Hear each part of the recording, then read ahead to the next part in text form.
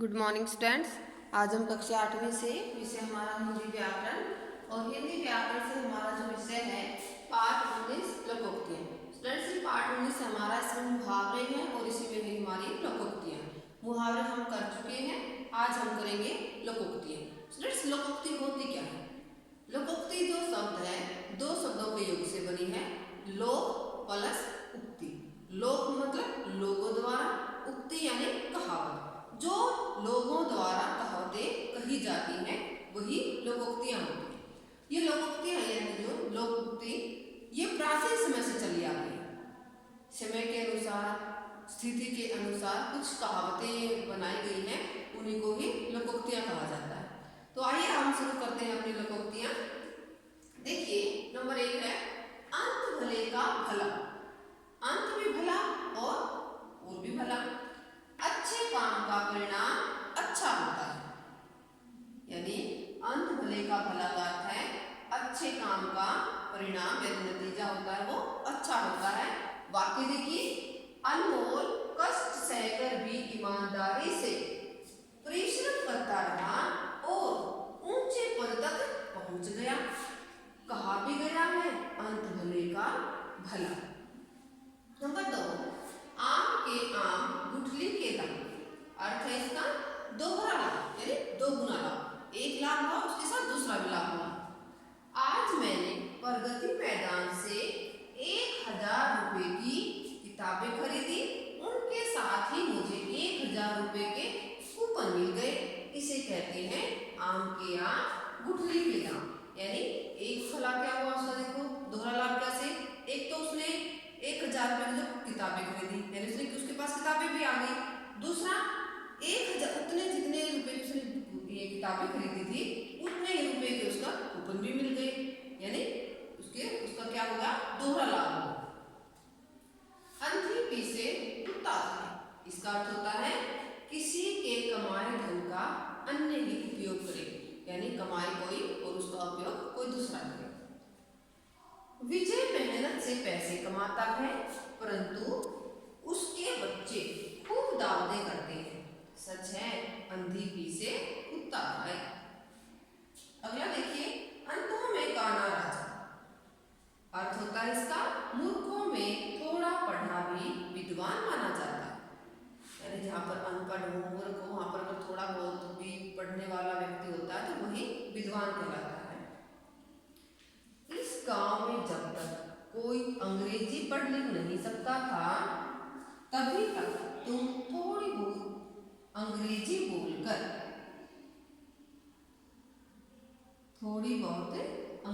बोलकर अंधों में काना राजा थे।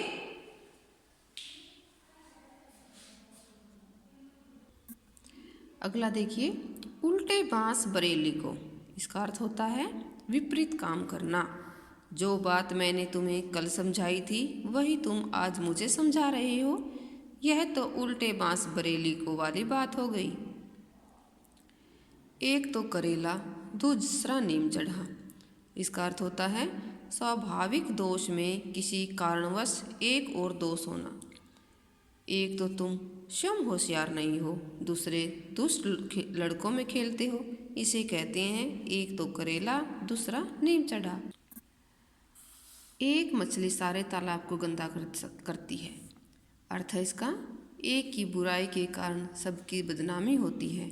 सुनील की जुए की आदत के कारण उसके पूरे परिवार की बदनामी होती है। इसे कहते हैं एक मछली सारे तालाब को गंदा करती है। अगला देखिए, कहाँ राजा भोज कहाँ गंगू तेली। अर्थ होता है इसका दो व्यक्तियों की स्थिति में बहुत अंतर होता है। उस साधारण पहलवान की तुलना सुशील कुमार से करना उचित नहीं। कहाँ राजा भोज कहाँ गंगू तेली।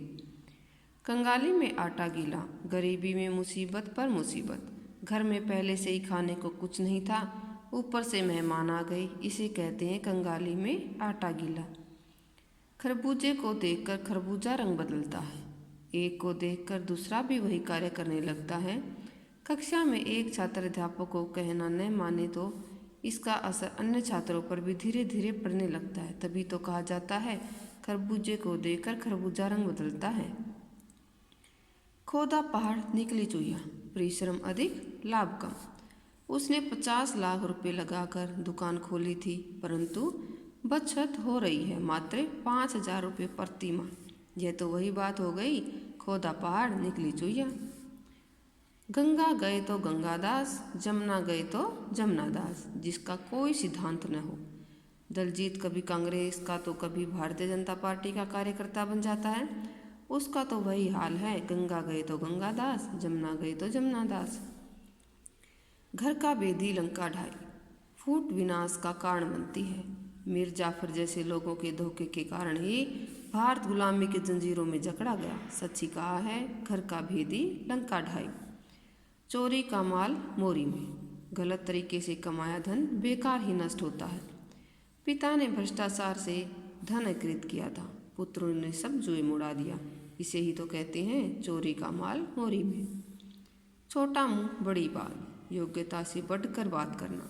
तुमने 2-4 कहानियाँ क्या लिख ली, तुम अपने आप को प्रेमचंद समझने लगे। यह तो छोटा मुंह बड़ी बात जैसा लगता है। जल में रहकर मगर से बैर, समाज में रहकर शक्तिशाली से बैर हानिकारक होता है। इस दफ्तर में रहकर कभी सुधीर से झगड़ा मत करना, ऐसा करने का अर्थ है जल में रहकर मगर से बैर। ढाक के वही 3 बात, जब किसी की अवस्था ज्यों की त्यों बनी रहे। मुझे जीवन में बड़ी बड़ी आशाएं थी, परंतु 30 वर्ष नौकरी करने के बाद भी मैं कुछ नहीं बन पाया। ढाक के वही 3 बात। तेते पाँव पसारिए जेती लांबी सोर, सामर्थ्य अनुसार ही खर्च करना चाहिए। यानी जितना हमारा सामर्थ्य है, हैसियत है, उसी के अनुसार खर्च करना चाहिए। तुम पार्टी पर अपने सामर्थ्य से बढ़कर खर्च मत करना, याद रखना। तेते पाँव पसारिए जेती लांबी सोर। दूध का जला छाछ भी फूंक फूंक कर पीता है। एक बार नुकसान होने पर सावधान हो जाना। एक बार बाजार जाते समय मेरी जेब कट गई थी। उस दिन से मैं रुपए सभी जेबों में बांट कर रखता हूँ। इसे ही तो कहते हैं दूध का जला छाछ भी फूंक फूंक कर पीता है। दूर के ढोल सुहावने, दूर से सभी वस्तुएं सुंदर लगती हैं। मुंबई के बारे में बड़ी बड़ी बातें सुनकर मैं गांव से यहाँ आया था। यहाँ आकर तो मेरी और भी बुरी हालत हो गई। दूर के ढोल सुहावने होते। धोबी का कुत्ता घर का न घाट का, 2 तरफ का आदमी कहीं का नहीं रहता। पार्टी टिकट मिलने की आशा में वह बीजेपी की छोड़कर कांग्रेस पार्टी में शामिल हुआ था। कांग्रेस ने भी उसे टिकट नहीं दी। अब उसकी हालत वैसी हो गई है जैसे धोबी का कुत्ता घर का न घाट का। न रहेगा बांस न बजेगी बांसुरी, इसका अर्थ है झगड़े का मूल कारण ही समाप्त कर देना। रमा ने माँ से कहा कि वह कॉलेज तभी जाएगी जब उसे मोहित की स्कूटी ले जाने की इजाज़त मिलेगी। इस पर माँ ने मोहित की स्कूटी ही बेच दी। यह तो वही बात हुई, न रहेगा बांस न बजेगी बांसुरी। 5 उंगलियां बराबर नहीं होती, सभी लोग एक जैसे नहीं होते। कामचोर अमित का छोटा भाई हेमंत कर्मठ व निष्ठावान लड़का है। सच ही कहा है, 5 उंगलियां बराबर नहीं होती। बंदर क्या जाने अदरक का स्वाद, इसका अर्थ है मूर्ख व्यक्ति गुण की परख नहीं कर सकता। नीलू गीत संगीत के चमत्कार से अपरिचित है। इस गीत की धुन की को वह क्या समझ पाएगी। सच ही कहा है, बंदर क्या जाने अदरक का स्वाद। बहती गंगा में हाथ धोना, अवसर का लाभ उठाना। उन दिनों सरकार कामगारों को हर तरह की छूट दे रही थी। गंगू नाई कब मौका चूकने वाला था, उसने भी बहती गंगा में हाथ धो लिए। भागते चोर की लंगोटी भली, जो मिल जाए वही ठीक। सोनू ने मेरे 10,000 रुपये कई वर्षों से दबा रखे थे, अब 5,000 दे रहा है। सोचता हूँ भागते चोर की लंगोटी भली। मन चंगा तो कटौती में गंगा, मन साफ हो तो घर में ही तीर्थ यात्रा का फल मिल सकता है। तुम्हारे जैसे साधु व्यक्ति को कोस से हरिद्वार जाने की आवश्यकता, क्या आवश्यकता। मन चंगा तो कटौती में गंगा। लातों के भूत बातों से नहीं मानते। दुष्ट व्यक्ति दंड देने से ही वश में हो सकते हैं। राजेश की लतीफ़ी पर 100 रुपये जुर्माना करके प्रधानाचार्य ने ठीक किया। लातों के भूत बातों से नहीं मानते। सांच को आँच नहीं, जो सच्चा होता है उसे डर नहीं होता। मुकेश, जब तुमने गलती की ही नहीं तो डर कैसा। चलो अब सब सच सच बता दो, सांच को आँच नहीं होती। होनहार वीरवान के होठ चिकने पात। होनहार के लक्षण पहले से ही दिखाई पड़ने लगते हैं। अनन्या है तो केवल 5 वर्ष की, लेकिन क्या लाजवाब नृत्य करती है। इन्हीं लक्षणों को कहते हैं होनहार वीरवान के होठ चिकने पात। स्टूडेंट्स, ये हमारी लोकोक्तियाँ हैं 1 से 30 तक। आपको इन सबको अच्छे से याद करना।